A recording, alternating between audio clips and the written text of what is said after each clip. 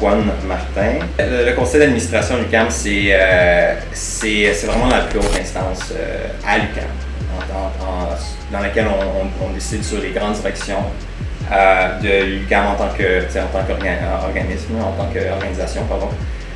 Puis, dans le fond, aussi, on va sur les grands budgets, c'est les grandes lignes, vraiment. C'est rare qu'on va vraiment focaliser notre attention sur les petits détails. Parce que, tu sais, à l'UQAM, le conseil d'administration, c'est pas comme d'autres conseils d'administration.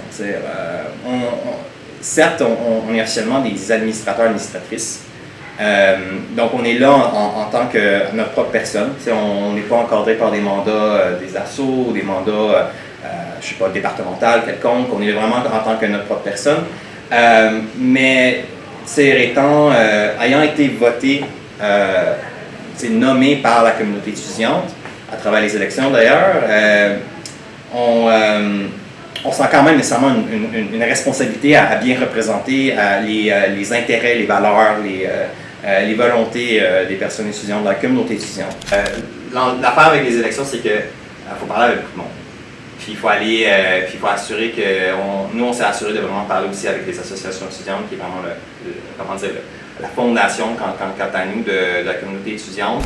On a la volonté de promouvoir l'implication étudiante. Si j'ai une personne étudiante qui me demande qu'est-ce que je peux faire pour m'impliquer, je leur dis connecte avec vos associations modulaires ou encore vos associations facultaires. C'est là que ça commence. On a plusieurs objectifs. Heureusement, puisque c'est le deuxième mandat à Elisabeth, il y a beaucoup de travail qu'elle a déjà entamé. Puis, en fait, un des gros projets qu'elle a entamé dès le début de son premier mandat, c'était d'avoir de la compensation dans les instances UQAMiennes. On est dans le processus d'aussi faire une réforme en fait, de la politique familiale de l'UQAM qui n'encadre pas assez bien les parents étudiants et étudiantes. Donc, pour faciliter en fait le retour aux études, c'est archi difficile pour les parents d'étudier. Donc, l'UQAM, puisqu'il n'est pas doté de politique familiale claire, on est en processus de travailler sur ça. C'est un de nos objectifs vraiment pour la prochaine année.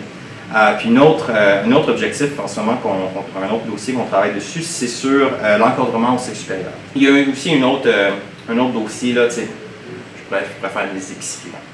Juste hier, il y avait 3 assemblées générales sur la question d'une grève pour dénoncer en fait la punition des personnes qui ont grévé, des personnes à DAES en éducation.